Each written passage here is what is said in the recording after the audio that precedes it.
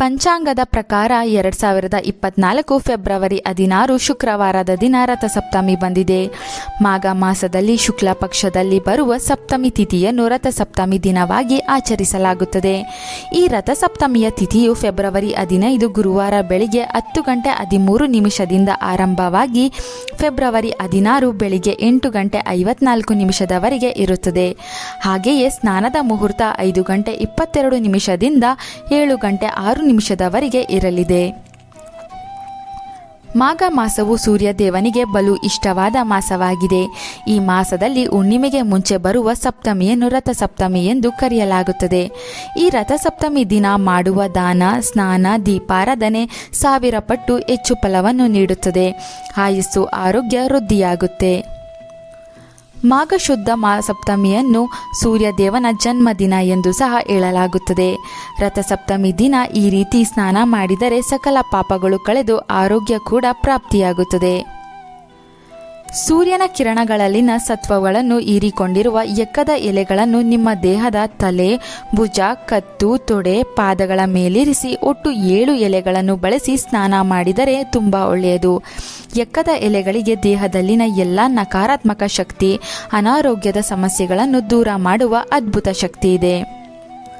ಜೊತೆಗೆ ರಥಸಪ್ತಮಿ ದಿನದಂದು ಸೂರ್ಯೋದಯಕ್ಕೆ ಸರಿಯಾಗಿ ನದಿ, ಸಮುದ್ರ, ಸರೋವರ, ಸಂಗಮ ಮುಂತಾದ ಕಡೆ ಸ್ನಾನ ಮಾಡಿ ಸೂರ್ಯನಿಗೆ ಅರ್ಘ್ಯವನ್ನು ನೀಡಿದರೆ ಕಳೆದ ಜನ್ಮದಲ್ಲಿ ಮಾಡಿದ ಪಾಪಗಳು ಹಾಗೂ ಈ ಜನ್ಮದ ಕಷ್ಟಗಳು ದೂರವಾಗುತ್ತದೆ.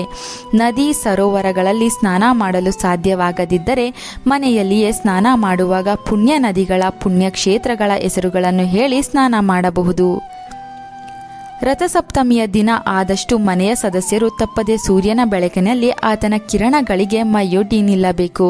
ಇದರಿಂದ ದೇಹಕ್ಕೆ ಹೊಸ ಚೈತನ್ಯ ಬರುತ್ತದೆ.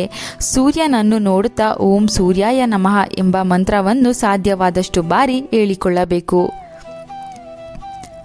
ರಥಸಪ್ತಮಿ ದಿನ ಮನೆಯ ಸದಸ್ಯರು ಆದಿತ್ಯ ಹೃದಯ ಪಾರಾಯಣ ಮಾಡಿದರೆ ವರ್ಷ ಪೂರ್ತಿ ಸೂರ್ಯನ ಅನುಗ್ರಹ ಪ್ರಾಪ್ತಿಯಾಗುತ್ತದೆ. ಜನ್ಮ ಜನ್ಮಗಳಿಗೂ ನಿರಂತರವಾಗಿ ಐಶ್ವರ್ಯ ಪ್ರಾಪ್ತಿಯಾಗುತ್ತದೆ ಎಂಬ ನಂಬಿಕೆ ಕೂಡ ಇದೆ. ರಥಸಪ್ತಮಿ ದಿನ ಗೋಧಿಯ ಮೇಲೆ ಈ ದೀಪ ಹಚ್ಚಿದರೆ ದಾರಿದ್ರ್ಯ ದೋಷಗಳು ದೂರವಾಗುತ್ತದೆ. ಒಂದು ತಟ್ಟೆಯ ಮೇಲೆ ಎಕ್ಕದ ಎಲೆಗಳನ್ನು ಇಟ್ಟು ಅದರ ಮೇಲೆ ಗೋಧಿಯನ್ನು ಹಾಕಿ ಗೋಧಿಯ ಮೇಲೆ ಒಂದರೊಳಗೆ ಒಂದು ಮಣ್ಣಿನ ದೀಪ ಇಟ್ಟು 12 ಬತ್ತಿಗಳನ್ನು ಹಾಕಿ ಎಳ್ಳೆಣ್ಣೆಯಿಂದ ದೀಪ ಬೆಳಗಿಸಬೇಕು. 12 ಎಂಬ ಸಂಖ್ಯೆ ಸೂರ್ಯದೇವನ ಸಂಖ್ಯೆ. ಹಾಗೆಯೇ ಮನೆಯಲ್ಲಿ ಸದಸ್ಯರು ಸೂರ್ಯದೇವನ ಸ್ಮರಣೆ ಮಾಡುತ್ತಾ ಸೂರ್ಯ ಗಾಯತ್ರಿ ಮಂತ್ರವನ್ನು ಹೇಳಿಕೊಂಡರೂ ತುಂಬ ಒಳ್ಳೆಯದು. ರಥಸಪ್ತಮಿ ಮರುದಿನ ಆ ಗೋಧಿ ಹಾಗೂ ಎಕ್ಕದ ಎಲೆಗಳನ್ನು ಯಾವುದಾದರೂ ಮರದ ಕೆಳಗೆ ಹಾಕಿ ಬರಬೇಕು. ಸೂರ್ಯದೇವನ ಕೃಪೆಗೋಸ್ಕರ ಪರಮಾನ್ನ ಅಥವಾ ಸಿಹಿ ಪೊಂಗಲ್ ಅನ್ನು ನೈವೇದ್ಯವಾಗಿಡಬೇಕು. ರಥಸಪ್ತಮಿಯ ಬಗ್ಗೆ ಈ ಮಾಹಿತಿ ಇಷ್ಟವಾದರೆ ತಪ್ಪದೇ ನಮ್ಮ ಚಂದನಾಲೋಕ ಯೂಟ್ಯೂಬ್ ಚಾನಲನ್ನು ಸಬ್ಸ್ಕ್ರೈಬ್ ಮಾಡಿ. ನಮ್ಮ ಫೇಸ್ಬುಕ್ ಪೇಜನ್ನು ಫಾಲೋ ಮಾಡಿ. Thank you.